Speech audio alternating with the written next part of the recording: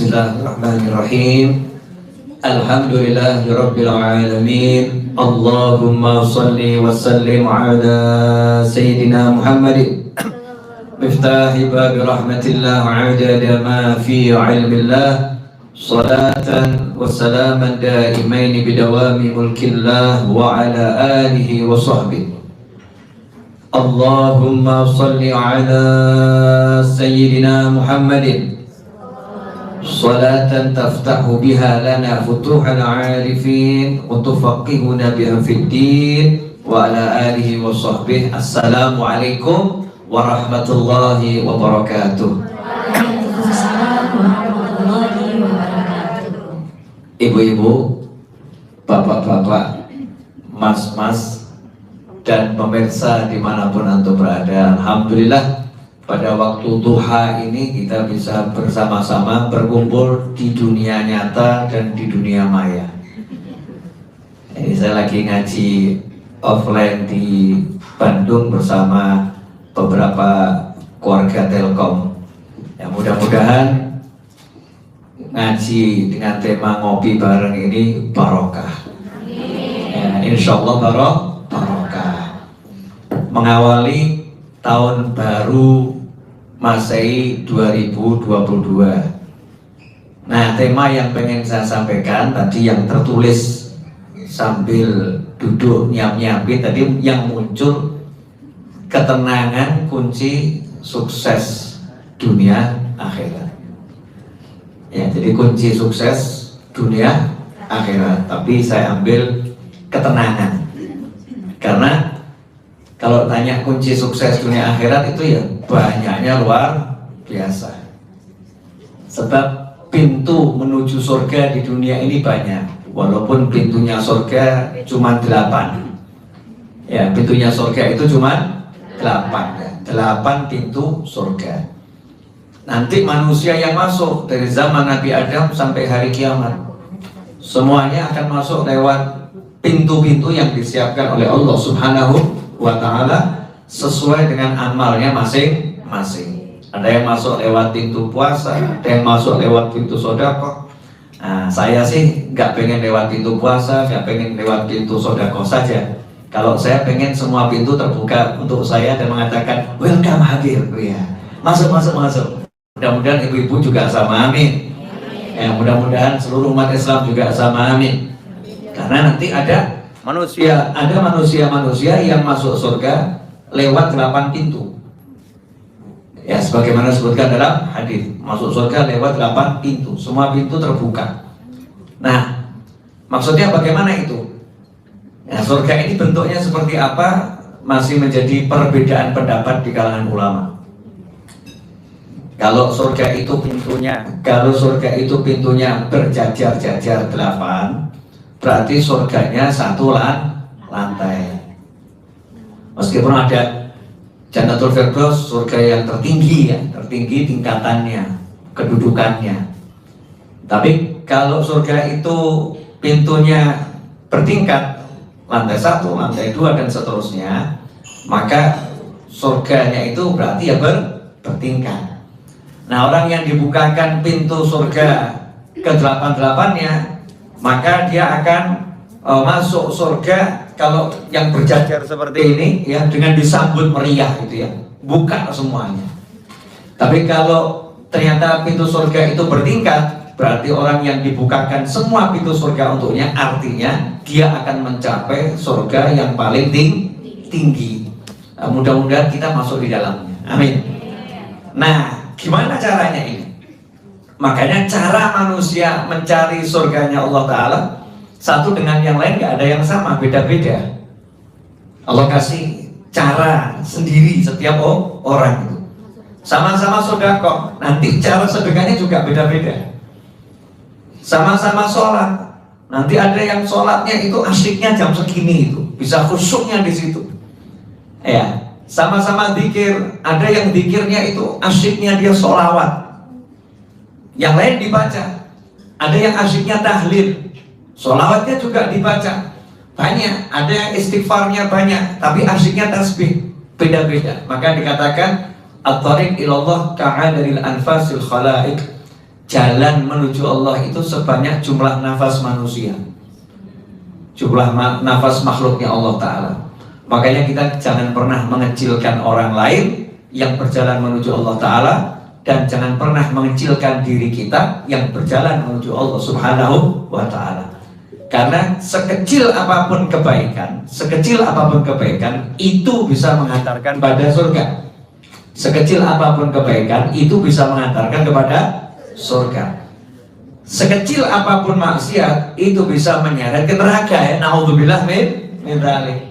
Nah, untuk orang lain berbuat baik sekecil apapun, walaupun orang itu kita lihat punya kebejatan yang luar biasa, tutup bejatnya, lihat baiknya. Siapa tahu berkat baik yang satu ini Allah hapuskan semua dosanya dan Allah masukkan ke dalam surga. Tapi kalau untuk diri kita sendiri lain. Siapa tahu gara-gara maksiat yang kecil semua kebaikan kita bisa hancur dan kita bisa diseret ke neraka. Naudzubillah min dzalik. Itu biar tidak sombong, begitu caranya. Nah, tapi jangan remehkan kebaikan kita. Ya Allah, mudah-mudahan berkat yang kecil ini tampaknya Engkau ampuni semua dosa-dosa saya. Nah, banyak sekali jalan ke surga, maka saya pilih ketenangan. Nah, ini akhir zaman ini banyak orang yang hidupnya nggak tenang. Ya, ciri-ciri orang yang hidupnya nggak tenang adalah orang yang sholatnya nggak tenang. Kalau sholatnya nggak tenang, hidupnya nggak akan tenang. Ya, misalnya ibu-ibu ini, kebetulan saya sama ibu-ibu ya. Pemirsa, bukan bermaksud menyinggung jenis tertentu, enggak. Kelompok tertentu, enggak. Golongan tertentu, enggak. Tapi kebetulan lagi di hadapan ibu. Nanti kalau ngomongin bapak-bapak namanya gunjing. Nggak boleh. Kalau ngomongin ibu-ibu kan ya pas adanya, ya pas adanya. Ini kadang-kadang ibu-ibu lagi sholat, oknum ibu-ibu, ya, oknum ibu lagi sholat, Allahu Akbar. Kebetulan ada temennya mau ngajak pergi arisan, ya, mau ngajak pergi arisan, mau jemput, dan orangnya ini orang yang nggak bisa nunggu. Masya Allah, lagi Allahu Akbar, itu ada suara handphone berbunyi. Ya, nada deringnya sekarang kan macam-macam ya. Entah apa nada deringnya yang muncul. Itu dalam sholatnya, jangan-jangan dia ini udah nyampe depan rumah nih. Jangan-jangan dia lagi, waduh gimana ini? Akhirnya sholatnya nggak tenang. Hatinya nggak tenang, pikirannya nggak tenang, sehingga gerakannya pun nggak tenang. Setelah itu selesai salam langsung loncat. Ya langsung loncat. Nah, nggak tenang. Ini orang yang sholatnya nggak tenang begini, dijamin hidupnya nggak akan tenang. Kalau udah di hadapan Tuhannya dan nggak bisa tenang, bagaimana di hadapan makhluknya dia dibiarkan tenang? Nggak mungkin. Jika di hadapan Tuhan kita, Tuhan jagat raya, di hadapan Allah yang memiliki segala-galanya, kita nggak bisa tenang, jangan pernah berpikir Allah akan biarkan kita tenang di hadapan makhluknya. Nggak mungkin. Nanti kita akan dikasih peringatan demi peringatan, ujian demi ujian, cobaan demi cobaan, untuk menyadarkan kalau pengen selesai, tenanglah di hadapanku dan tenanglah bersamaku. Bu, nanya boleh Bu? Pemirsa ini asik nih, saya udah lama nggak gini nih. Ya, nanya nih sama ibu-ibu ya.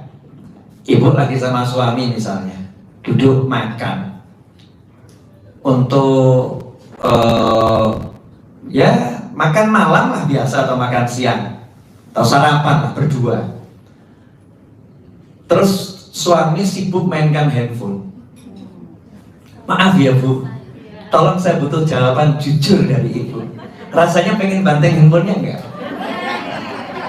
Jangan dituruti, cuma rasanya aja saya nanya. Pengen nggak banting itu? Ya, handphonenya atau suaminya? Mau banting suaminya nggak kuat ya.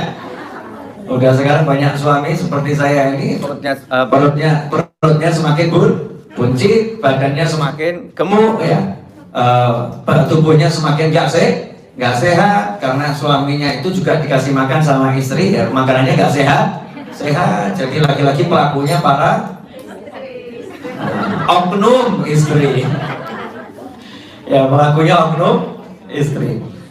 Ini kalau Suami main kena handphone gini, lagi diajak makan, diajak ngobrol sibuk, lihat WhatsApp, ya lihat statusnya orang, ya statusnya orang nggak jelas siapa dilihat gitu. Ada nggak model begini? Ada, orangnya hadir. Ya, bukan di sini, bukan.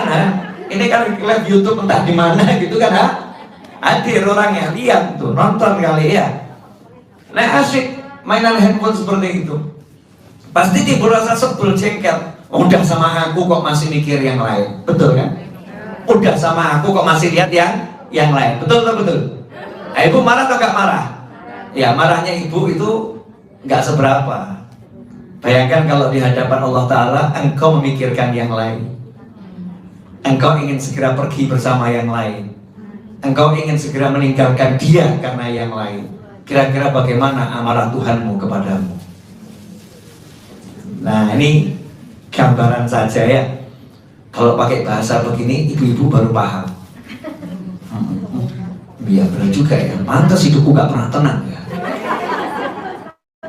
Pantas nih suami dijadikan alat untuk buat hidupku gak pernah tenang. Ya kan begitu ya. Pantas nih sahabat baikku justru menjadi alat buat hidupku gak pernah tenang. Kenapa seperti itu? Karena aku gak bisa tenang di hadapan dia yang menguasai jagat raya. Apakah aku belum cukup buatmu, kata Allah? Apakah keindahanku belum cukup untukmu? Apakah kebaikanku belum cukup untukmu? Apakah engkau masih melihat yang lain sementara yang ada hanyalah aku? Qul huwallahu ahad, Allahus samad, lam yalid wa lam yulad wa lam yakul lahu kufuwan ahad. Gak ada, yang ada cuma Allah Subhanahu wa ta'ala. Nah ini kalau hamba-hamba Allah yang udah paham, tenang di hadapan Allah karena dia tenang bersama Allah. Ala bidzikrillah tatmainnul qulub. Ketahuilah, hanya dengan ingat sama Allah hati ini jadi tenang. Hati itu kalau udah tenang, penglihatannya juga tenang. Suami itu kalau hatinya udah tenang, matanya nggak akan lihat yang lain. Istri itu kalau udah tenang, diajak ke mall, matanya juga nggak akan lihat yang lain. Dia suaminya melulu. Ya, istri itu kalau hatinya udah tenang, ya, ibu-ibu kenapa ketawa bu? Saya nggak nyindir bu, enggak, mengungkap fakta. Jadi kalau ibu-ibu itu udah tenang hatinya, matanya nggak akan kemana-mana lihat suaminya karena tenang, paham suaminya ini pasti mengerti maunya. Betul nggak betul? Ya nanti suami yang maksa dia, mau nggak mampir sini? Mau beli itu enggak? Ini enggak gitu ya. Nanti suaminya yang ngalahin karena tenang, ya udah paham suaminya sayang, tenang udah paham suaminya cinta, tenang udah paham suaminya pasti akan memberikan yang terbaik, maka dia tenang saja, pasti nanti suamiku akan mengarahkan, suamiku akan mengantarkan, suamiku akan menunjukkan. Betul begitu? Begitulah hatinya orang yang tenang dengan Allah Ta'ala. Pasti Allah akan mengantarkan, pasti Allah akan menunjukkan, pasti Allah akan memberikan, pasti Allah akan menyenangkan, sehingga hidupnya tenang. Udah tenang? Billahi taufiq wal hidayah. Ya, udah selesai nih pengajiannya. Udah dapat tenang, udah tenang. Nah terus gimana nih biar bisa tenang tadi ya? Ala bidzikrillah tatmainnul qulub. Tenang betul. Jadi sekarang ini saya banyak di WhatsApp dan saya kan tidak terima curhat. Satu-satunya mungkin ustadz yang nggak terima curhat. Mungkin loh ya, saya umumkan, saya tidak terima curhat. Datang ke rumah saya mau curhat, ketemu sama yang murid-murid jaga di pos security. Nah itu terima curhat. Habib Novel nggak terima curhat. Curhatnya sama Allah saja, jangan sama saya. Sama saya cari ilmu, ilmu. Jadi kalau curhat ke psikiater atau psikolog gitu, curhat ke sana, nanti dia dikasih obat ya, kasih konseling gitu kan. Nah, itu bagiannya ke sana. Tapi kalau mau ilmu ya kepada ulama. Nah, kalau ulama terima curhat, satu orang curhat, kapan ngajarnya? Kapan nyampaikan ilmunya? Ya, sehingga kewajibannya ngajar, nyampaikan ilmu justru hilang. Padahal orang kalau udah punya ilmu gak akan curhat lagi. Nah, tapi Habib saya punya masalah, curhatlah pada Allah Ta'ala ketika engkau hadir majelis. Ya Allah, saya punya masalah. bereskan masalah saya. Berangkat pengajian ke tempat saya, hadir saya majelis saya, nggak jadi masalah. Nanti Allah akan bereskan itu. Jadi tenang. Berangkat pengajian tempatnya guru fulan, kiai fulan, ustadz fulan, hadir saja. Jauh, nggak usah curhat. Yakinlah, ya, sampaikan sama Allah. Ya Allah, saya punya masalah ini. Ya. Saya mau cari ilmu, nanti perjalanan cari ilmu itu akan menyelesaikan masalah. Masa kita ragu? Contoh begini, saya kasih contoh sederhana. Insya Allah ibu-ibu paham kok. Paling enak tuh ngobrol sama ibu-ibu. Iya, karena hidupnya penuh dengan rasa. Ya kan pakai perasaan gitu ya. Sehingga kalau mau ngomong sama ibu-ibu itu pakai menyentuh perasaannya langsung paham. Kalau bapak-bapak disentuh rasanya gak paham-paham. Makanya ketika ibu berikan semua rasamu untuk suamimu, dia gak pernah paham. Jangan salahkan suamimu karena suami mah gak punya perasaan. Ya, hidupnya pakai logika. Perasaannya cuma sedikit. Pakai logika, pakai akal. Kalau wanita memang kodratnya hidupnya dengan rasa. Wanita pakai logika, nggak ada yang mau punya anak. Iya, nggak ada yang mau punya anak, nggak ada. Karena dipikir-pikir sudah. Tadi panjang lebar yang dijelaskan ini ya. Tapi alhamdulillah wanita pakai perasaan sehingga seneng punya anak. Ya, terus seneng ngurus suaminya yang begitu itu ya. Masya Allah, saya ini sebagai suami lagi ngomongin diri saya sendiri nih. Bukan ngomongin orang lain. Suami yang begini nih ya, begini nih. Istri itu ngurusnya juga dengan seneng, walaupun kadang yang sebel-sebel tapi ya seneng gitu ya. Gitu ya. Karena pakai rasa, pakai logika. Udah banyak suami ditinggal sama istri. Betul kan ya? Oh ini curhat semua ya. Nah untungnya Allah kasih istri itu rasa, bukan logika. Ini contoh. Ibu ngundang teman ibu. Datang pengajian ya ke rumah saya. Jam 10 pagi. Terus teman ibu bilang, wah gak ada yang jaga anak saya. Ibu ngomong begitu. Apa kata teman ibu? Udah datang saja, anakmu aku yang urus. Anakmu aku yang urus. Betul nih. Kalau ini sahabat teman kita pengen dia hadir, anakmu aku yang urus. Allah suruh kita cari ilmu. Allah suruh kita sholat. Allah suruh kita tebarkan kebaikan. Maka begitu kita bilang sama Allah Ta'ala ketika kita berjalan menuju kebaikan, berjalan menuju tempat cari ilmu, berjalan menuju masjid, berjalan menuju musola, berjalan menghampiri orang tua untuk cium tangannya, berjalan untuk bekti sama orang tua, kita punya masalah, Allah akan bilang, jalankan kebaikanmu, aku akan jalankan kebaikanmu. Selesai. Tapi butuh satu aja kok. Butuh satu kalimat biar tenang itu. Apa? Yakin. If you believe, aduh jangan bahasa Inggris ya, hancur kan. Ini kadang-kadang suka pengen ngomong padahal nggak bisa. Ya, kalau kamu percaya, maka kamu akan tenang. Ya, kalau kamu percaya, kamu akan tenang. Kalau kamu percaya, kamu nggak akan banyak pikiran. Contoh sederhana saja. Ibu naik motor, pakai helm. Bawa SIM, mati 5 tahun. Bawa, tapi mati 5 tahun. Bawa STNK, STNK. Yakin tidak ada apa ya istilah kalau di Bandung, kalau di Solo momen itu. Rahasia. Nah, bahasa Jawa kan momen itu saya juga paham dari mana itu momen itu dulu. Dari mulai SD, SMP, SMA aku dengarnya ada momen gitu. Ya, rahasia ya, ada rahasia. Ibu udah cari informasi, tidak akan ada rahasia di jalan A. Jalan di situ SIM mati 5 tahun. Tenang atau nggak tenang? Tenang. Kenapa? Yakin percaya nggak ada rahasia. Itu salah aja tenang. Betul kan ya? Karena ya yakin salah tapi tenang. Tapi coba. Ibu gak punya salah, SIM-nya lengkap, tahunnya bener, STNK-nya juga cakep, bukan bodong gitu kan ya. Mobilnya, naik motor baru, semuanya lengkap, spion lengkap. Dikasih tahu di perempatan situ ada razia, tenang atau agak bergejolak? Gak salah aja bergejolak, karena takut dengan kata razia.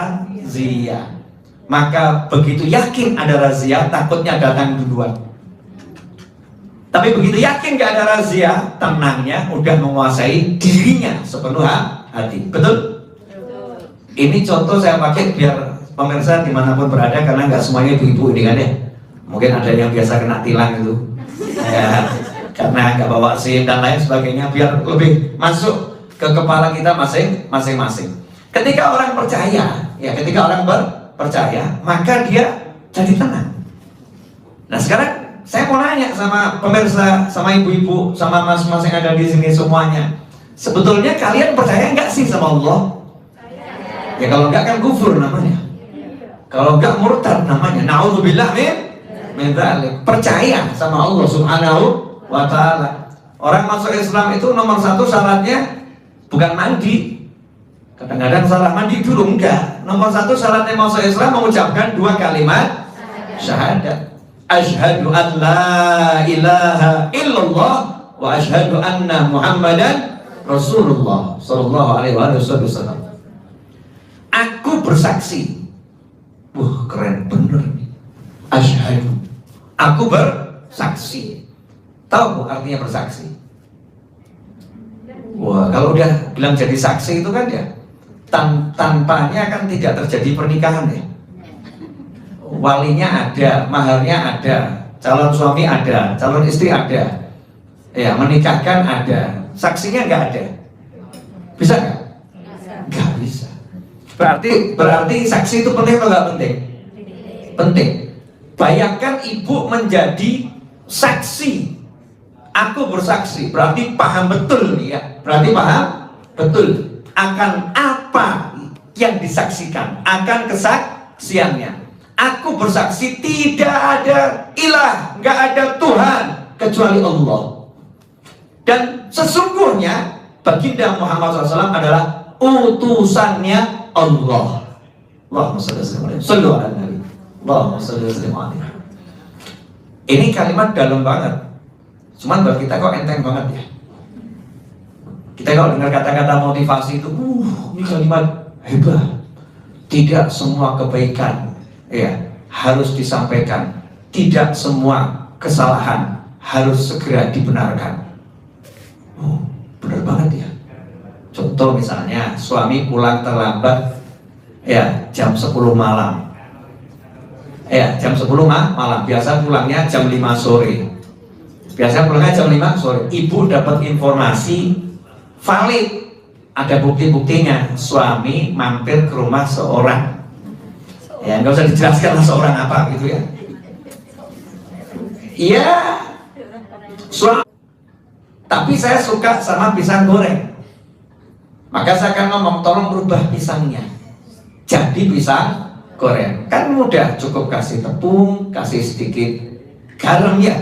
Ya, kemudian kasih telur, goreng deh.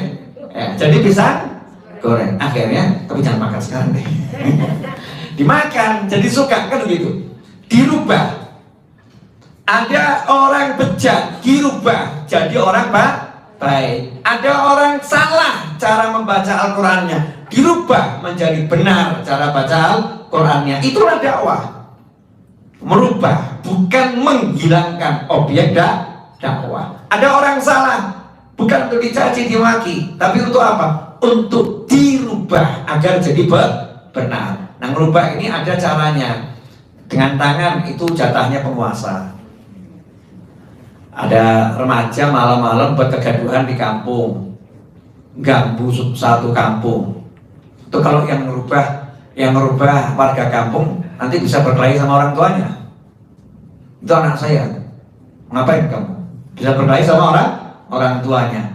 Maka warga kampung tadi lapor pada petugas yang di kampung, Linmas, Hansip, gitu kan ya. Kalau di perumahan security, tolong itu ditertibkan tepat sesuai dengan fungsinya. Itu namanya dengan tangan. Fa'ilam yastati, kalau gak mampu dengan tangan, fabilisani, dengan lisannya. Ya dengan lisannya. Dengan lisan ini tugasnya siapa? Ulama. Orang punya ilmu. Gak semua orang ngomong. Repot ini. Nanti kalau ibu-ibu ahli masak, bahas sholat, kacau nanti. karena bukan bidangnya. Masa ibu ahli masak nasihatin orang yang salah sholat? Marah itu nanti apa orang yang nasihatin. Kamu siapa nasihatin saya? Kamu bukan ahlinya. Kita minta tolong sama yang ahlinya. Tolong tuh saya lihat di musola ada yang sholatnya salah. Saya bukan bidangnya. Bidang Anda tolong nasihatin sehingga benar nasihatinnya. Merubahnya itu pakai ilmu. Karena nggak semua orang menyampaikan kebenaran jadinya benar. Bisa menyampaikan kebenaran jadinya runyam. Ya jadinya salah karena nggak tahu cara menyampaikan kebenaran. Menyampaikan kebenaran itu ada ilmunya sendiri. Kalau nggak mampu, wah saya bukan ulama, saya bukan ahlinya, saya juga bukan penguasa, tapi ini kemungkaran nyata harus dirubah. Gimana caranya? Fabi qalbih, pakai hati. Pakai hati itu apa? Angkat tangan. Allahumma, ya Allah, tolong jadikan dia orang yang baik. Ya Allah, tolong jadikan dia orang yang mulia. Ya Allah, tolong jadikan dia orang. Ini yang paling penting. Nah termasuk tadi kasusnya ini kan bahas suami terlambat pulang ke dia. Nah, ya, saya ingatkan lagi Bu. Suami terlambat pulang, ternyata ada data-data valid kalau memang melakukan sesuatu yang tidak menyenangkan. Jangan diajar, tapi dirubah. Nomor satu, angkat tangan doa. Ya, dan seterusnya. Nanti ada bab sendiri Ibu. Ya, bukan untuk pagi hari ini. Alhamdulillah sudah 27 menit 55 detik saya berbicara. Alhamdulillah. Ini untungnya kalau live streaming YouTube, jadi saya bisa lihat timingnya, waktunya. Jadi masalah tenang tadi, monggo silakan diunjuk, diminum. Ya, biar tenang minum. Kalau enggak nanti haus sama nggak tenang gitu ya. Silakan. Saya sudah minum di awal tadi, karena kalau nggak minum nanti takut tergoda sama minuman ini sehingga tidak tenang. Yang mau menggoda saya singkirkan dulu. Oke, lanjutkan. Jadi gimana orang yang bersaksi? Asyhadu, aku bersaksi. Jadi kalau udah bilang aku bersaksi, paham betul nih yang disaksikannya. Paham betul kesaksiannya. Betul ini ada mempelai laki-laki. Bener nih orangnya muslim bener. Muslim bener. Oh ini bener ada anak perempuannya, bukan rekayasa, itu betul-betul anaknya itu. Bukan anaknya orang diambil. Oh betul wanitanya ada nih. Jangan-jangan wanitanya nggak ada nih, cuma ada nama, cuma butuh surat nikah saja untuk kepentingan-kepentingan yang tidak benar dan seterusnya. Betul wanitanya ada. Betul ini ya maharnya udah disiapkan. Fungsinya itu saksi. Paham apa yang disaksikan. Begitu kita bersaksi tidak ada Tuhan kecuali Allah, kita paham betul. Tidak ada yang bisa menolong kita kecuali Allah. Gak ada yang bisa mencelakai kita kecuali dengan izin Allah. Tidak ada yang bisa memberi manfaat kepada kita kecuali Allah. Gak ada yang bisa mendatangkan madarat untuk kita kecuali Allah.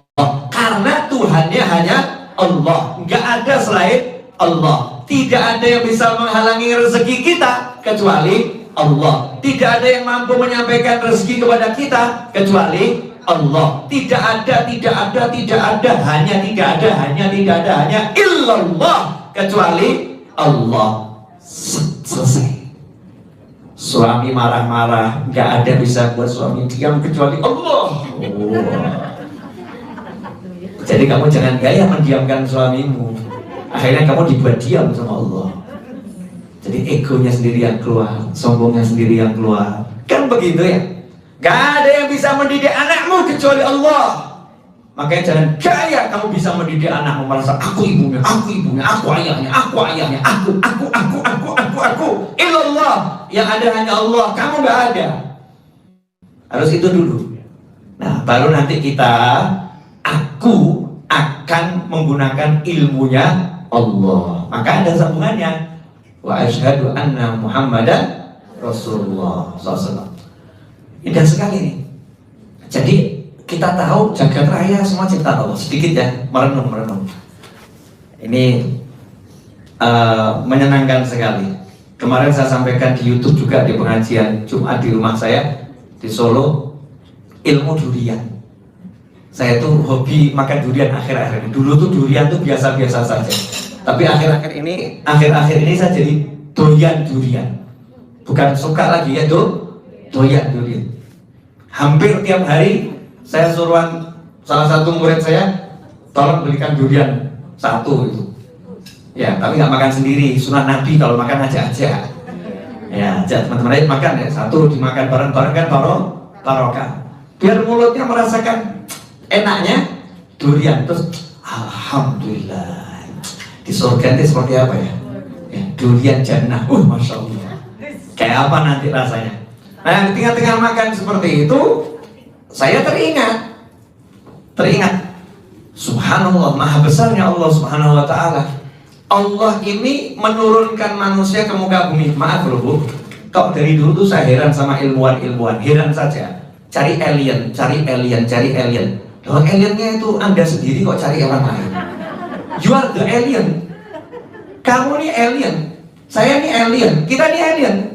Bumi ini kan penghuni aslinya kan gajah, ya, jerapah, singa. Nggak ada gajah di surga, ada? Nggak ada. Jerapah di surga? Nggak ada kan? Riwayatnya kan begitu ya. Makanya dikatakan yang masuk surga diantaranya menurut salah satu riwayat ada yang menyebutkan anjingnya Ashabul Kahfi, untanya Nabi Soleh, ya itu nanti. Tapi kalau menurut riwayat belum ketemu namanya gajah di surga itu. Kecuali kita minta, ya Allah minta gajah nanti di surga itu dikasih sama Allah Subhanahu wa ta'ala. Yang ada di surga Nabi Adam alaihissalam dan Siti Hawa alaihissalam. Sama Allah Subhanahu wa ta'ala kedua-duanya diturunkan, dilandingkan ke muka bumi.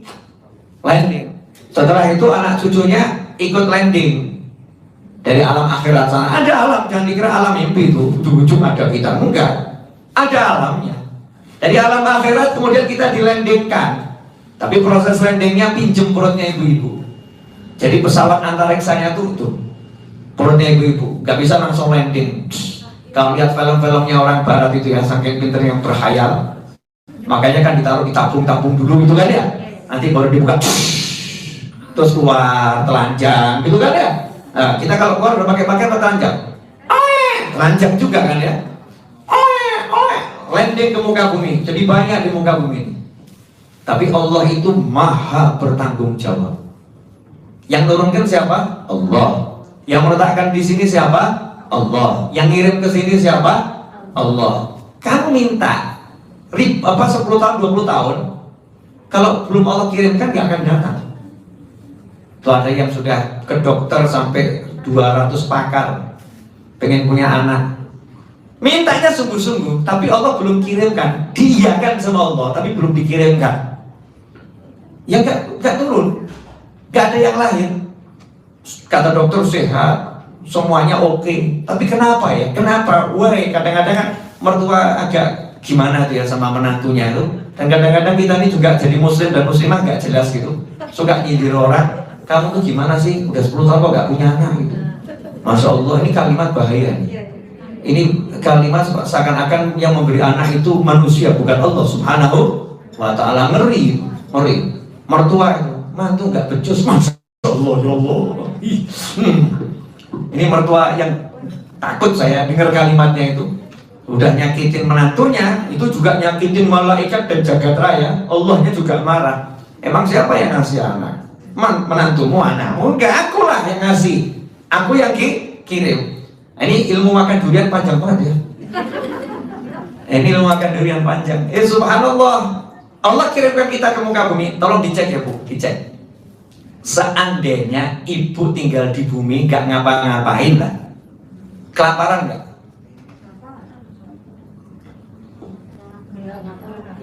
Maksudnya gak ngapa-ngapain itu gak usah harus masak. Kelaparan gak? Gak akan kelaparan. Ada pepaya, ada yang namanya pepaya itu kita tanam atau ada sendiri? Ada sendiri. Semua udah disiapkan sama Allah Ta'ala. Pepayanya, duriannya, apalagi mangganya, apelnya, pisangnya, dan aneka ragam buah-buahan sudah Allah siapkan, siap makan. Emang kita panasin? Gak masak belum ini? Enggak. Terus tinggal ambil makan. makan, ambil makan. Dan nggak usah ditanam. Makan durian, ilmu makan durian. Durian satu dibelah. Di dalamnya ada berapa durian? Calon durian. 1, 2, 3, 4, 5. Masya Allah, lebih dari 10. Satu buah calonnya lebih dari 10. Gak usah ditanam, main ilmu lempar. Asal bumi ini gak kita rusak ya, lemparkan aja. Gak sadar kira-kira 4-5 tahun kemudian sudah ada pohon durian. Sistemnya Allah Ta'ala indahnya luar biasa. Air, apalagi air nih, Masya Allah. Tidak boleh air melarikan diri dari bumi. Gak ada air bisa lari dari bumi. Begitu air ini naik ke atas, stop, ada penjaganya. Dibuat air itu membeku. Kirimkan sama angin, ya, kemudian diturunkan lagi ke bumi, diserap lagi, terus begitu, diminum jadi keringat, jadi cairan tubuh, Orangnya wafat, dikubur, dilebur oleh bumi, habis air kembali ke bumi. Luar biasa. Nah, kalau kita tahu begitu, sebetulnya lihat apa tanggung jawabnya Allah ngurus manusia ini, harusnya kita tenang atau enggak tenang? Tenang ya. Tapi kenyataannya kita tenang atau sering pusing? Ngomong-ngomong sendiri, jawab-jawab sendiri. Saya nggak paham sama ibu-ibu, barusan ngomong tenang, kemudian ngomong pusing. Maka bapak-bapak jangan pusing, karena ibu-ibu cepat berubah pendirian. Dari tenang, kemudian jadi pusing. Padahal ini di dalam pengajian, apalagi di luar pengajian. Bukan cuma ibu-ibu semua ini, bapak-bapak juga sama. Bilangnya tenang, tapi nyatanya pusing. Ditagih utang, pusing. Dipecat dari perusahaan, pusing. Ya, dicemberutin istrinya, emang pusing bu. Dan seterusnya. Kenapa terjadi pusing tadi? Karena belum sadar kalau Tuhan hanya Allah. Kalau Tuhannya Allah, sadar betul gak akan pusing. Nanya aja sama Allah. Enak kan ya? Nanya sama Allah. Ya Allah, gak punya duit. Loh, boleh gak ngomong gitu? Boleh. Dan harus. Jangan ngomong sama suami, marah dia nanti. Kalau istri ngomong sama suami, yang gak punya duit melulu. Ngomong selain duit. Udah tahu suami gak punya duit, ngomong duit. Tapi gak ngomong suaminya, ngebatin di hati. Istri udah begini, kapan sadarnya? Yang repot kalau sama-sama ngebatin, istri ngebatin. Gak punya duit, suami gak pengertian. Ya, suaminya juga, ini wajah gak pernah senyum, mikir duit melulu. Masya Allah. Ini kalau begitu repot. Tapi kalau ngomong sama Allah, Allahnya senang. Bukan berkeluh kesah ya. Kalau berkeluh kesah Allah nggak senang. Tapi minta, ud'uni astajib lakum. Ngomong sama Allah, Allahumma, gak punya duit ya Allah, please, gak usah banyak-banyak ya Allah, 2M saja. Lagi ngomong gitu, suaminya di sampingnya ngelamun ya bu. Oh, nggak minta sama kamu aja kok repot, minta sama Allah. Aku kan nggak minta sama kamu, aku lagi minta sama Allah. Ya nyindir kamu. Nah, kalau kita ngomong ke Allah, Allah akan ngomong sama kita, mau duit? Mau ya Allah. Tanya sama utusanku, aku udah kirim utusan, jelasin itu semua caranya. Aku udah kirim utusan, jelasin semua caranya. Siapa utusannya Allah untuk seluruh jagat raya, terkhusus untuk kita di akhir zaman, baginda Muhammad Sallallahu Alaihi Wasallam. Ya, salah satu petunjuk Nabi Muhammad SAW adalah wahyunya Allah dalam Al-Quran. Allah ngirim petunjuk langsung, ucapannya Allah sendiri lewat Nabi Muhammad SAW. Kalau nggak lewat Nabi, nggak akan nyampe sama kita. Kalau nggak disampaikan sama Nabi, nggak akan sampai sama kita. Itulah salah satu kebesaran utusannya Allah, yaitu baginda Muhammad SAW. Makanya jangan sok langsung ke Allah. Sama Allah, kalau kamu nggak lewat dia, aku nggak terima. Kalau engkau nggak lewat beliau, aku nggak akan terima. Makanya kita harus selalu kembali kepada Nabi Muhammad SAW dalam rangka kembali kepada Allah. Jalannya begitu. Itu yang namanya ke Allah. Makanya tidak pernah dipisahkan. Ya, beriman kepada Allah dan Rasulnya selalu. Beriman kepada Allah dan Rasulnya, nggak penting dan beriman kepada Allah saja enggak. Allah dan Rasulnya, Allah dan Rasulnya, nggak Allah sendiri, Rasulnya sendiri. Allah nggak mau Rasulnya dipisahkan dari Allah Ta'ala. Jadi kalau kita pengen sukses, tanya pada Nabi Muhammad SAW. Ya Rasulullah, ya gimana caranya 42 menit, tambah dikit lagi. Ya, dikit lagi boleh ya, biar tuntas gitu. Saya tuh sebetulnya lebih cepat, lebih senang. Walaupun perjalanan Solo Bandung itu nyetir sendiri ya lumayan capek, ya, dan cukup jauh, tapi asik. Saya hobi, suka nyopir sendiri, suka. Lanjut boleh? Ya, Ibu jangan heboh kan Bu, masa nyopir sendiri aja heboh Bu? Biasa aja. Oh, teman-teman saya supir truk itu nyopir juga kuat-kuat ya. Nyopir truk aja kuat, masa kita nyopir mobil sedan, mobil yang lebih enak dari truk aja kok banyak berkeluh kesah. Alhamdulillah min dzalik. Saya tuh kagum sama teman-teman saya supir truk itu. Masya Allah itu, nggak mudah tuh nyopir truk. Kalau nggak ada supir truk tuh Ibu, makanya kalau lagi nyopir ketemu truk itu hormati. Kalau nggak ada supir truk, kalian nggak akan makan. Betul, beras nggak akan sampai ke kalian. Semua ini minuman nggak akan sampai kalian. Bisanya nyampe gara-gara ada yang mau nyupirin truk, namanya supir truk. Jazakumullah khairan. Terima kasih untuk semua supir truk yang ada di jagat raya. Insya Allah. Lanjut. Saya mantap kau jadi tenang, jangan tenang Bu. Maksudnya jangan diam maksudnya. Nyantai aja. Sampai di mana tadi?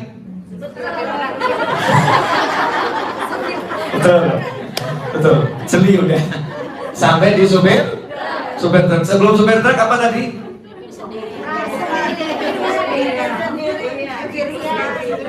Durian. Setelahnya durian? Iya, sebelumnya itu dikit apa? Saya soalnya kalau ceramah nggak pernah mikir, ngomong saja. Nah, udah ketemu insyaallah. Jadi kita nggak akan sampai kepada Allah kecuali lewat Nabi Muhammad SAW. Harus lewat Rasulullah. Maka kita nanya sama Rasulullah, ya Rasulullah, SAW, saya ini nggak punya duit. Gimana caranya? Rasulullah udah dikasih Allah wahyu.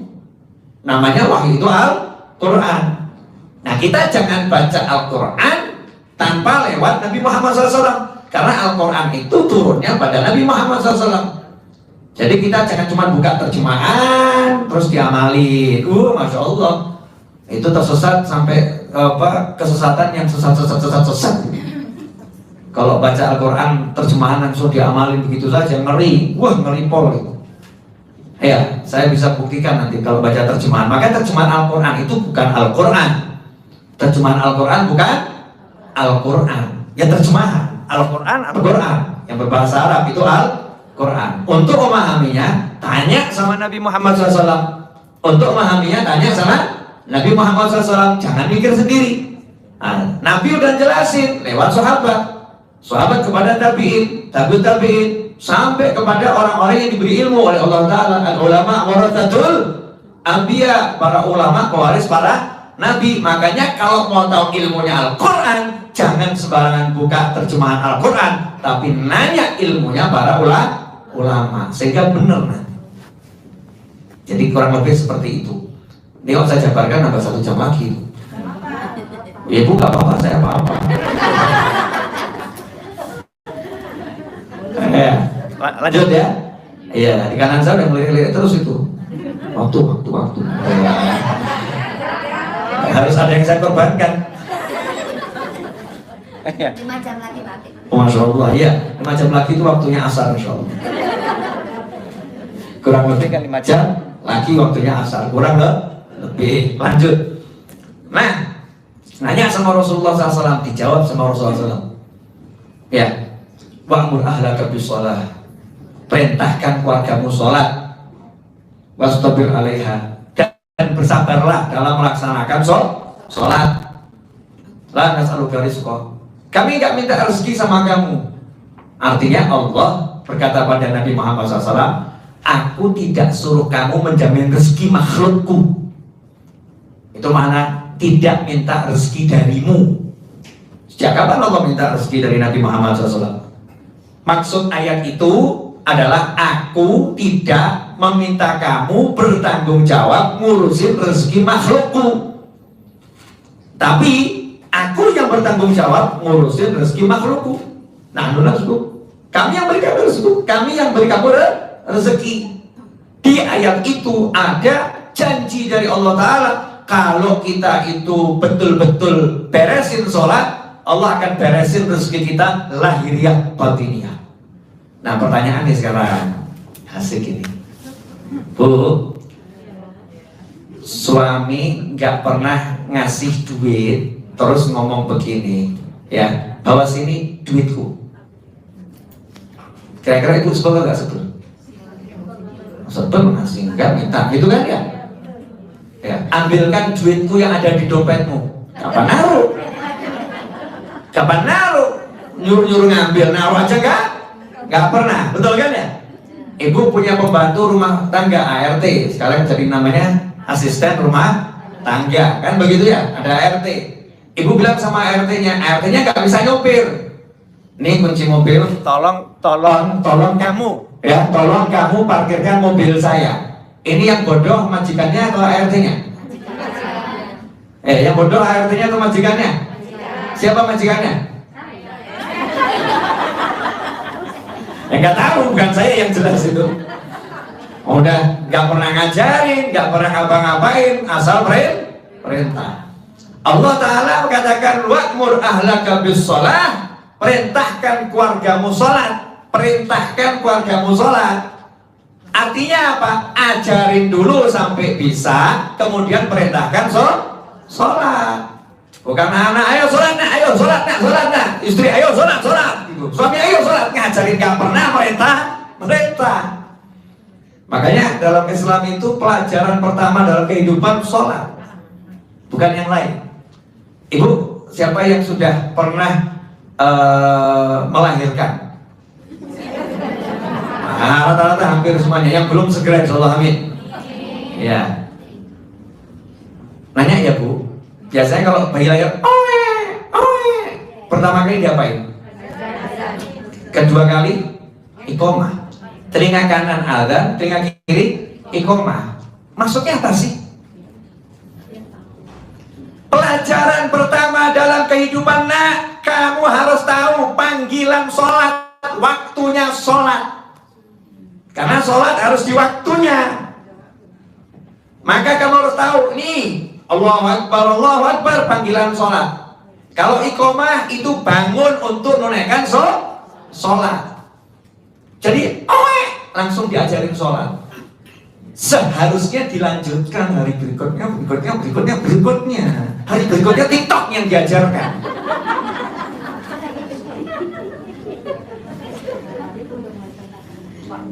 Paham Bu? Saya itu nggak punya akun TikTok sampai hari ini dan tidak pengen punya punya. Tapi saya di TikTok ada berapa puluh juta itu. Habib Novel itu ada berapa puluh juta. Padahal saya nggak pernah buat akunnya. Alhamdulillah manfaat. Ya alhamdulillah manfaat insyaallah. Nah, seharusnya kan dilanjutkan. Nanti ada sabda Nabi umur 7 tahun perintahkan anakmu sholat. Nah, ini kita enggak, 7 tahun baru diajarin sholat. Kan salah. Jadi jangan ngomong ke Allah, ya Allah kok rezekiku begini. Jawabannya adalah, itu udah saya ajarin, kamu gak jalankan. Saya udah kasih tahu, ajarin keluargamu sholat. Suami, ajarin istrimu sholat. Ajarin. Kalau kamu nggak mampu ngajarin sholat, panggilkan ustadz untuk ngajarin. Ustazah, kalau nggak mampu, ajak istrimu ke pengajian. Tolong ajarin istri saya sholat. Jadi kalau namanya nyuruh sholat umur 7 tahun, berarti umur 7 tahun anaknya sudah tahu yang namanya wudhu. Kalau tahu wudhu berarti tahu syarat sahnya wudhu, tahu yang membatalkan wudhu, tahu rukunnya wudhu, tahu sunnahnya wudhu, tahu makruhnya wudhu. Kalau tahu sholat berarti tahu syarat sahnya sholat, tahu rukunnya sholat, tahu yang membatalkan sholat, tahu sunnahnya sholat, tahu makruhnya sholat. Umur 7 tahun seharusnya kita tes anak kita, seharusnya sebutkan yang membatalkan wudhu. Harusnya kehidupan ibu-ibu itu begitu, ngurusin itu. Bapak juga sama obrolannya di meja makan. Bagaimana sholatmu? Bagaimana sholatmu? Apa yang batalkan sholat? Apa ini? Apa ini? Apa ini? Sekarang enggak, di meja makan kuliner mulu dibahas.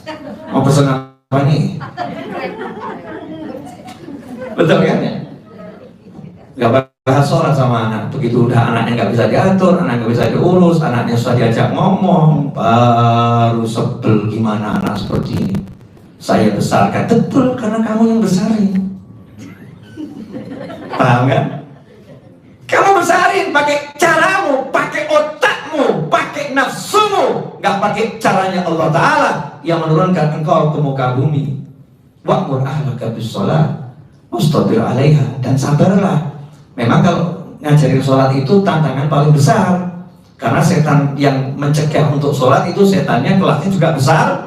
Itu janjinya setan. Kami akan palingkan hamba-hambamu dari jalan yang lurus, dari sholat, kecuali hambamu yang kau ikhlaskan ya Allah. Semoga kita termasuk di dalamnya. Makanya cek ibu-ibu ya, cek pemirsa dimanapun Anda berada. Alhamdulillah 52 menit 53 menit ya, 53 menit. Play lanjut dikit. Lanjut terus. Abaikan menit. Masya Allah. Siap. Abaikan menit, ingat detik. Jadi Bu, sampai di mana tadi? Ya memang sholat, sampai di mana tapi? Hah? Meja makan. Ya sekarang saya mau nanya sama ibu-ibu jujur tapi ya. Tolong dijawab jujur. Kapan sama suami diskusi rukun sholat? Sejak nikah.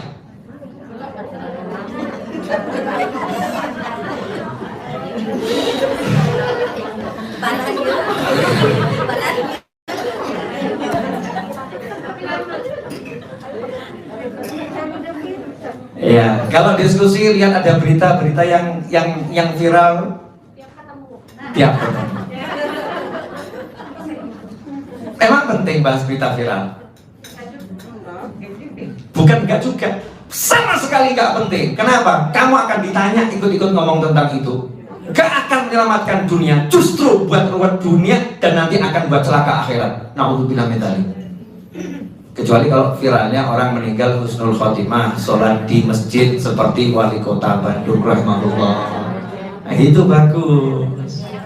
Bahasa gitu-gitu. Berita orang ketabrak, badannya terpisah dibahas. Itu ada tabrakan, kepalanya di mana, kakinya di mana dibahas. Di meja makan bahas orang dimutilasi, bahas orang diperkosa. Bahas orang ini, orang itu, ya Allah, udah hidup susah, bahas yang ruwet-ruwet. Sudah rumah enak-enak, dimasukin sampah. Itu yang salah siapa? Ngaku lah. Kita. Saya lagi ngomongin diri kita sendiri ya. Jelas ibu-ibu. Pemirsa cukup jelas insya Allah ya. Ya ini pertanyaan tadi kan gambarkan. Ternyata suami istri nggak bahas tuh rukun sholat. Padahal ini kewajiban paling wajibnya suami kepada istri, ngajarin sholat. Sehingga nanti banyak suami, mohon maaf para suami, antum saya ini nanti, kita ini kan wajah-wajah surga ya, alhamdulillah. Contoh ini kita loh, ibu. Lagi bahas suami, sabar dulu, belum nyampe ke istri. Suaminya ibu, amin, yakin insya Allah. Ini suami-suami yang wajahnya surga ini, bisa-bisa nanti di akhirat udah jalan ke surga, ada yang nyetop, yakin, Akang, mau kemana Akang? Bahasa Bandung Akang ya? Kalau Solo Mas. Saya kalau lagi di Bandung di tempat makan manggil Mas itu gak ada yang noleh gitu. Oh iya di Bandung gitu ya. Ya. Itu singkatannya Akang. Oh enggak, AA juga ya? Iya. Oh saya AA gitu ya. AA gitu noleh. Ngapain? Mau kemana? Surga. Nanti dulu. Saya mau dibawa ke neraka. Kamu ikut saya. Kata suaminya, nggak mau. istrinya berdoa sama Allah, ya Allah, ini suami saya nggak pernah ngajarin saya sholat, nggak pernah ngajarin saya nutup aurat, nggak pernah ngajarin saya nutup aurat. Bahkan kalau saya itu nggak berjilbab pergi sama dia, dia senang. Kalau saya berjilbab dimarahin, ya Allah, ini yang masuk surga enak-enakan, nggak boleh ya Allah, biar dia ikut sama saya. Malaikat datanya gimana? Betul ya Allah, Allah kan semua sesuai data, sementara Allah maha mengetahui, karena Allah pengen semuanya by system. Ya baik, sistem. Bawa dia ke neraka. Suami udah jalannya ke surga, diseret sama istrinya ke neraka. Sudah di dunia buat ruwet, di akhirat ruweti pula. Ini istri yang bejat, istri yang gak solihah. Beda dengan ibu-ibu, ini wajah-wajah insya Allah solihah. Amin. Yang model begini ya insya Allah jannah ya. Kalau yang model begitu ya semoga diampuni masuk surga. Amin Allahumma amin. Kita pengennya nggak ada yang masuk neraka. Tapi ini loh, ilmu sholat, anak kita kok nggak sholat dibiarkan, kalau nggak sekolah dihajar. Sekolah nak, sekolah. Waktunya online, kamu terlambat nak. Subuh nggak dibentak. Sekolah dibentak-bentak, subuh nggak dibentak. Kesian, barusan tidurnya. Capek. Orangnya hadir juga.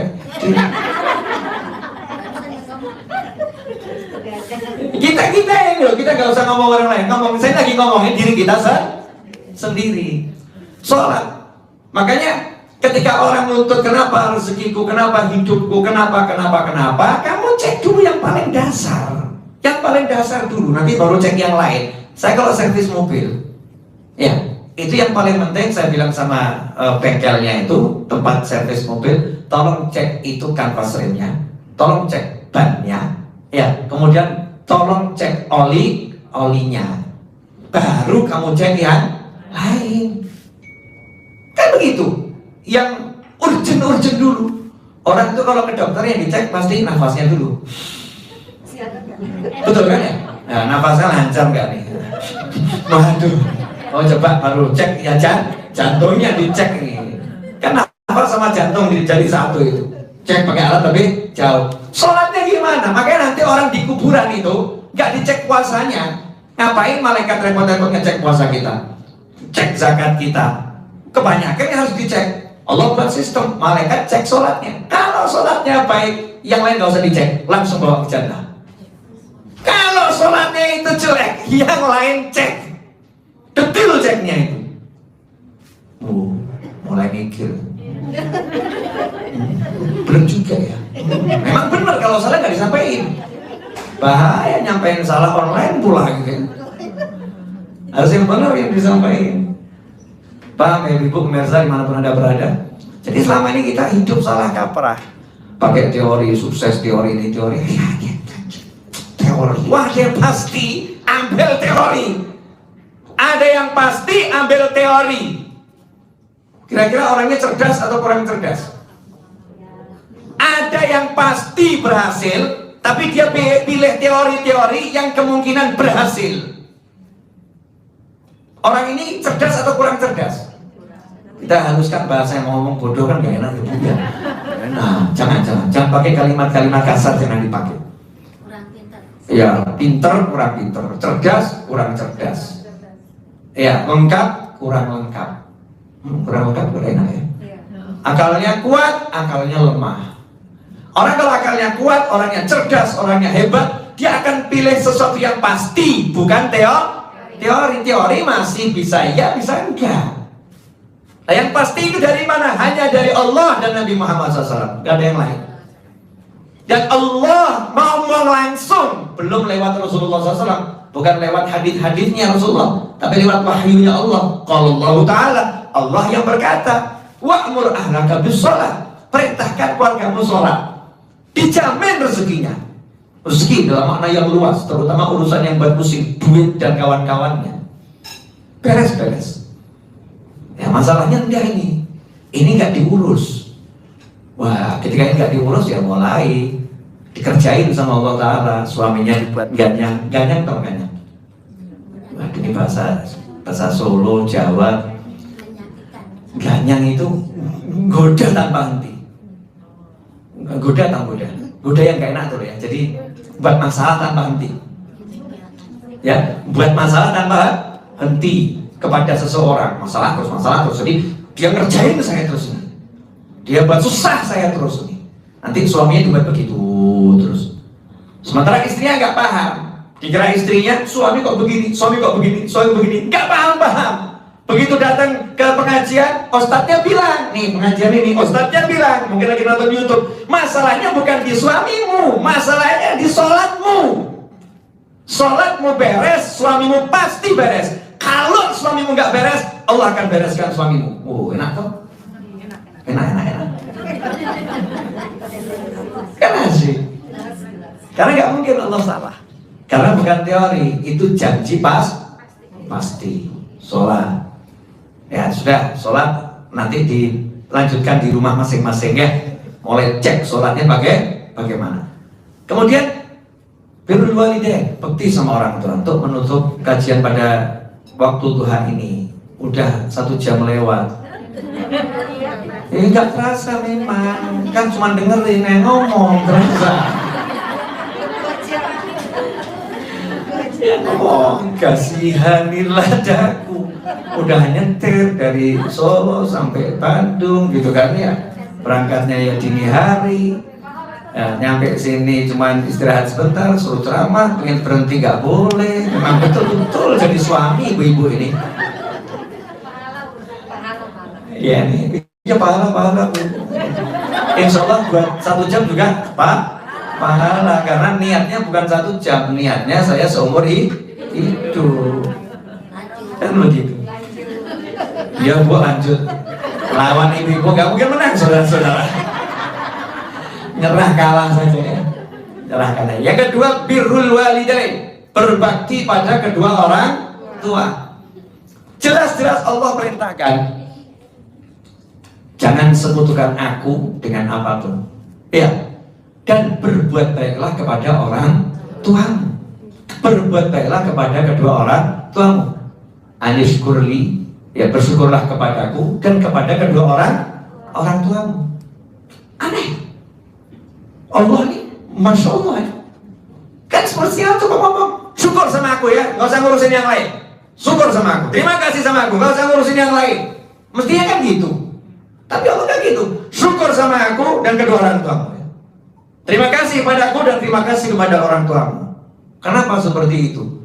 Karena orang tua ini dipakai oleh Allah Ta'ala sebagai alat untuk mewujudkan umat manusia.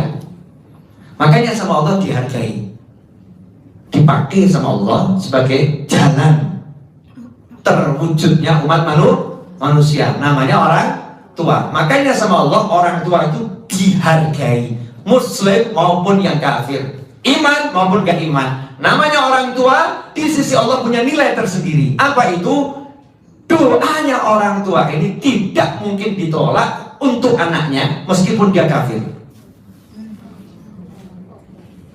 Jadi orang tua yang kafir, gak iman, doain anaknya yang baik ataupun buruk sama Allah diiyakan, ya. Khusus buat anaknya loh ya, khusus buat anaknya, ya. Kemudian ridha Allah fi ridhal walidain, suhtullah fi suhtil walidain. Ridha Allah bergantung ridha orang tua, amarah Allah bergantung amarah orang tua. Nah sekarang ini, Masya Allah, banyak orang hidupnya kacau karena sama orang tuanya juga kacau. Orang tua itu termasuk, mohon maaf ya, mertua. Ibu-ibu mohon maaf Bu, suami istri kalau dalam mazhab Syafi'i itu kan bersentuhan kulit batal. Tapi kalau anak sama mertua, menantu sama mertua, bersentuhan kulit tidak batal. Kenapa bisa begitu? Ya karena yang namanya mertua itu mahram. Ya, mahram dengan hubungan pernikahan. Kalau istri dengan menikah nggak jadi mahram, kan ajnabiyah dia, tetap orang asing. Makanya ketika suami istri itu bisa pisah, putus, hubungannya bisa putus. Tapi sama mertua nggak ada judulnya mantan mertua. Yang ada nanti mertua bisa ngomong itu mantan istri anakku, mantan suami anakku. Nggak ada mantan menantu. Makanya nggak ada orang menikah kemudian dia cerai, setelah itu dia sama mertuanya batal wudu, ya enggak. Ila yaumil qiyamah sampai jannah nggak batal wudu. Kenapa? Statusnya tetap cuma nggak terima warisan dari mertuanya gitu kan. Statusnya cuma anak dia. Anak, Masya Allah. Itu saking hebatnya orang tua ya, mertua itu. Kenapa mertua itu tiba-tiba jadi orang tua? Karena udah ngasih ke anaknya. Ambil buat kamu. Kan luar biasa. Nah ini banyak menantu laki-laki kurang ajar sama mertuanya. Banyak menantu perempuan kurang ajar sama mertuanya. Mohon maaf, memang betul menantu perempuan ini tidak dituntut langsung menjadikan mertuanya sama dengan orang tuanya, karena nggak bisa. Kenapa nggak bisa? Mau baru kenal, butuh proses. Tapi ya nggak boleh kurang ajar gitu loh, nggak boleh durhaka. Kalau belum bisa mencintai seperti orang tuanya wajar, tapi harus tidak boleh menyakiti, tidak boleh melukai, tidak boleh durhaka. Sama persis seperti dia tidak boleh durhaka pada orang tua kandungnya. Begitu pula menantu laki-laki terhadap mertuanya, nggak boleh. Nah, sekarang berapa banyak itu yang mantu laki-laki itu ngomong sama istrinya begini, mohon maaf ya nih, awas nih, karena jarang yang mau ngingetin ini. Catatan penting, awas kalau sampai kamu main ke rumah ibumu lagi. Awas ya, kalau sampai kamu main ke rumah ibumu lagi, awas kamu. Ini mantu kurang ajar, ya Allah. Tolong ambilkan itu yang buat ngulek-ngulek gitu. Untuk melampiaskan emosi, buat sambel aja. Masya Allah. Mantu laki sadar, itu yang sama kamu itu istrimu itu milik siapa itu? Itu aslinya miliknya ibunya, miliknya bapaknya. Mengandung 9 bulan, membiayai semuanya, nyawanya dipertaruhkan. Dia kasih ASI, dia kasih semuanya. Begitu besar, kamu datang, modalmu berapa? Modalmu berapa? Berapa juta? Berapa M?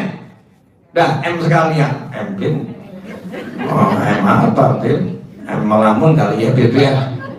Berapa lamunan kali? Modalmu berapa? Seharusnya kamu ngomong sama istrimu, kalau kamu mau ke rumah ibumu, biar aku yang hantarkan. Jangan pergi ke rumah ibumu tanpa aku yang mengantarkan. Malu aku sebagai menantu. Ini keren. Langit langsung bergoyang. Bukan bergoncang ya. Nah, bergoncang kan tanda gak enak ya. Langit langsung bergoyang. Bahagia langitnya. Bahagia. Wah, ada lagi menantu perempuan ini sore ini. Masya Allah. Kalau ibu mau tinggal di rumah ini, aku yang pergi dari rumah ini. Masya Allah, sinetron banget. Drama Korea aja gak sekejam itu. Saya gak pernah lihat drama Korea loh Bu, gak pernah. Dan tidak menganjurkan saya ya ngabisin waktu, ngabisin usia. Kalau ibumu masuk rumah ini, aku yang keluar. Pilih mana? Aku atau dia? Atau aku atau dia? Kadang tuh ada laki-laki yang masih milih istri model begitu loh ya. Seharusnya jawabannya suaminya begini, Dek, maaf, aku pilih kamu, aku pilih ibumu, dan aku pilih wanita yang lain. Iya, karena wanita banyak. Kalau kamu mau keluar silahkan keluar, nanti aku isi yang lain. Gitu aja kok repot. Ibu kalau punya anak laki-laki begini bangga atau nggak bangga Bu? Bangga. Kenapa? Karena mengutamakan ibunya daripada istrinya. Ibu nggak bisa dicari gantinya. Istri turah-turah saudara-saudara. Selamat untuk ibu-ibu. Kan begitu. Saya nggak bahas suami loh, ini bahas anak sama orang tua. Maaf, jangan kamu pilih-pilih kamu sama ibuku, nggak bisa. Jangan pernah banding-bandingkan kamu dengan ibuku, nggak bisa. Aku akan berbuat baik kepada kamu dan berbuat baik kepada ibuku. Jadi kalau kamu punya masalah dengan ibuku, bereskan tuh hatimu. Karena Allah nggak akan meridhai kamu sehebat apapun kamu ibadah kepadanya. Ridho fi ridho walidain, suhtullah fi suhtil walidain. Ridho Allah tergantung ridho orang tua, marahnya Allah tergantung marahnya orang tua. Datang ini mbak-mbak ngeluh, ya teteh-teteh ngeluh.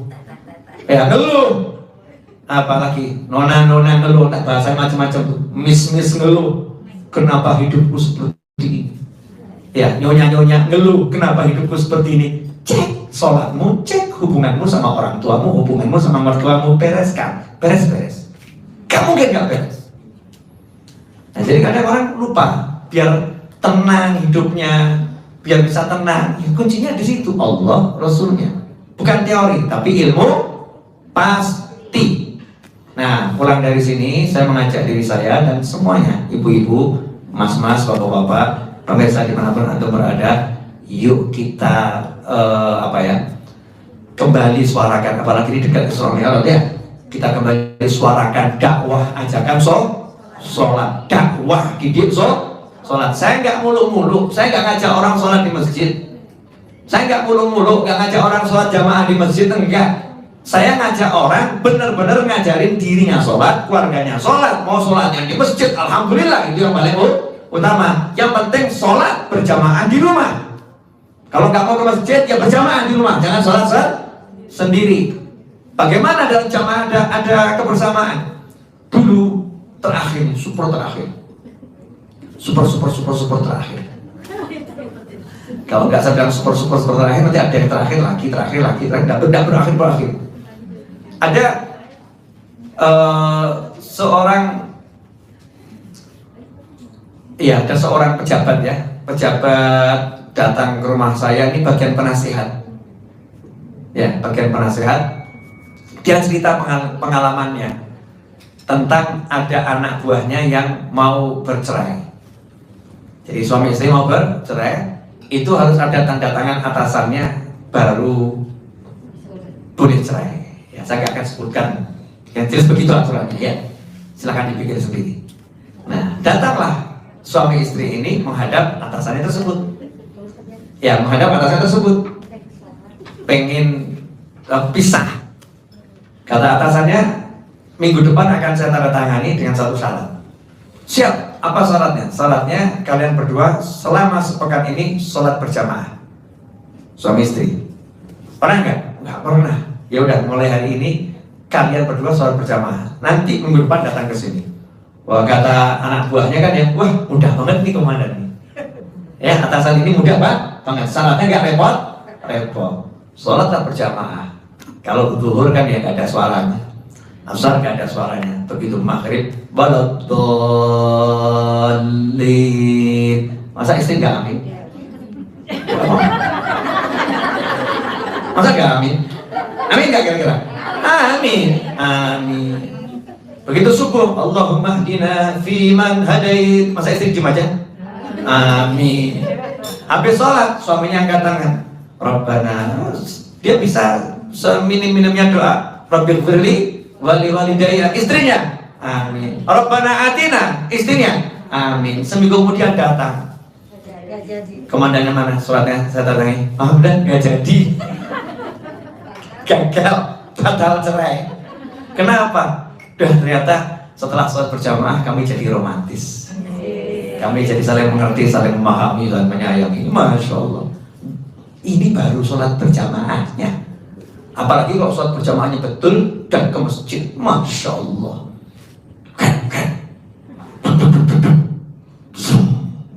Suaminya nyopir, istrinya keren, anak-anaknya di belakang. Turun berangkat ke masjid barengan. Selesai ngopi bareng. Asik gitu. Habis sholat terus kuliner. Hidup yang indahnya luar biasa. Sekarang dibalik, kuliner terus numpang sholat. Bukan sholat terus numpang kuliner. Sekarang tujuan utama kuliner terus numpang sholat. Iya, saya lagi ngomongin diri kita sendiri, nggak ngomongin orang lain. Makanya ya makjub banget. Ibu kan terasa makjub gitu. Iya ya, gue banget itu. Kita ini pelaku kok, nggak usah nyalahin orang lain. Mari kita bareng-bareng perbaiki. Ya, gimana caranya bisa menjadikan sholat itu hidup.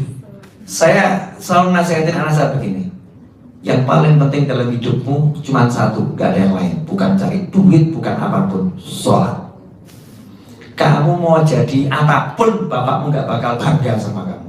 Tapi kalau sholatmu hebat, baru bapakmu bangga. Nah, saya gak nuntut anak saya jadi insinyur. Wah, ngapain? Biar nuntut anak berat-berat. Enggak muluk-muluk saya. Anak saya jadi ustadz dengan jamaah ribuan, enggak. Ustadz dengan jamaah jutaan, enggak. Saya cuma nuntut satu, sholatmu benar. selesai. Kenapa? Nah, Allah saja nuntutnya cuma satu kok. Nanti di kuburan tanya, sholatnya benar yang lain beres. Masa saya nggak percaya kalau sholatnya benar yang lain beres? Kalau sholatnya benar, pasti urusan anak saya yang lain dibereskan oleh Allah Subhanahu wa Ta'ala. Kalau suami ibu-ibu benar sholatnya, pasti semua urusannya dibereskan oleh Allah Ta'ala. Kalau ibu sebagai istri sholatnya benar, urusan ibu, urusan suami dibereskan sama Allah Ta'ala. Kalau satu keluarga ini wa'mur ahlaka bisolat, benar, nahnu narzuquk, kami yang akan kasih rezeki. Udah, makasih. Tuh, 76 menit 55 detik. Iya, nggak dilihat tapi kelihatan gitu. Dia menampakkan diri. Jazakumullah khairan. Makasih ibu-ibu semua dari keluarga besar Telkom Bandung ya, dan sekitarnya, dan semua keluarga besar Telkom dimanapun berada.